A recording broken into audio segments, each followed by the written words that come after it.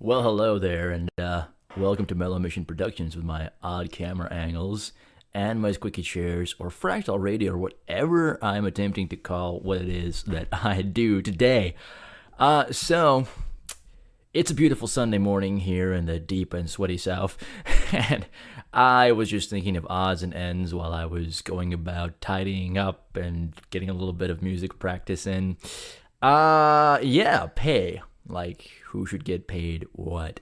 Me and my buddy were hanging out the other day, and we were just talking about, just quetching about our jobs. And there was a little bit of a pardon the term if you're offended by cursing, but yeah, I didn't grow up.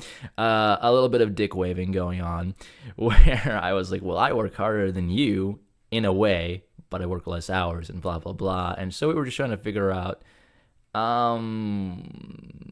pay. Like, it doesn't seem to make very much sense to either of us how resources are distributed based on who produces what. And oh no, am I entering into communist territory?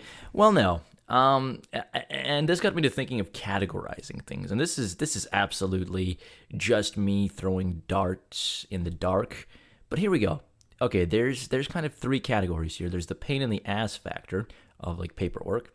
Then there's the grunt work factor of something is really hard to do and not very many people want to do it. And then there's the like skill factor. Not very many people know how to do something. And all of this is kind of, it has to be passed through the filter of, is it in demand? Is it something that's necessary or desired? And that's the little rubric matrix thing that I came up with, and I think it makes sense. And based on this, the way that we're paying people doesn't really break down terribly fairly.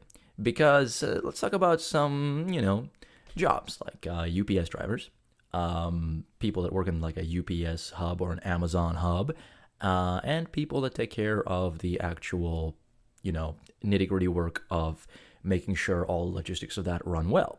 Now, here's the thing. That logistics position technically is a bit more involved skill-wise in terms of higher order thinking, I guess. But at the same time, it's not so far removed, especially at the CEO levels from what's going on, to where it necessitates the large disparity in pay that people see. And how is this all set? Well, it's just based on the various mercurial machinations of the economy and the market as it were. But, sure, unions kind of play a role in helping keep things fair, but at the same time, things are still they don't make sense because the people that are in the positions that oversee and manage and take care of the headachy, paperwork stuff, which is absolutely necessary, and not very many people want to do it. Yeah, sure, they should be paid a little bit more, but the people that make the product, that's the product. That's why when I was watching, what was that fellow's name? Peter Schiff, the Joe Rogan podcast, he was arguing against the minimum wage, and what he brought up was like an example of getting the value out of the McDonald's employee that's flipping the burger or doing whatever is not worth it to the company. They can't it's not financially feasible to pay them a high wage because they don't bring the value. But I'm thinking, that's a bit subjective there. That metric, because without the guy flipping the burger and without the people, putting in the work, and a lot of employees in a place like that, they share tasks, so they're what's keeping the McDonald's alive. So to say that they are not bringing value to the company, and that the guy who does the paperwork thing is bringing that much more value to the company, that this exorbitant pay friggin' disparity is fair, is silly.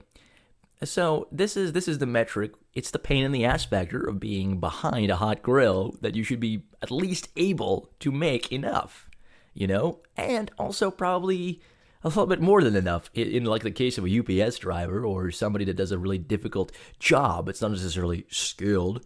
You've got to fucking pay people that actually do the job. Yes, logistics of paperwork and taking care of business meetings and making sure all of that stuff is flowing is its own art. It's not that much of an art to where the people that actually produce things should be shafted in such a manner. And so I propose that people start paying more attention to those criteria, the pain in the ass factor, okay, the friggin' grunt work factor, and the skill factor. And really, instead of going by these gut feelings of, oh, well, you do math, therefore you're bringing so much to the table. It's like, well, what kind of math are you doing? What kind of high order thinking are you doing? I have a friend whose mother said, well, I'm good at working with people. What is that? What does that mean? I was a waiter, and a lot of times I got big tips, and it depended on the day. And there's not like an innate way to measure some of these things, and it's very aggravating because people are talking about the economy. Well, the economy would function a lot better if people were able to have access to funds to spend on the products that they produce. That would make the economy work pretty good. So, I don't know if that's insane. This is, again, somebody that's not very keen on economics, doesn't know much, but I'm slowly learning. But I think that in a common sense, which is not always correct, obviously, way, I'm making a little bit of sense. So tell me what you think below.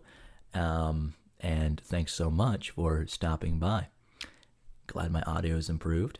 Cheers.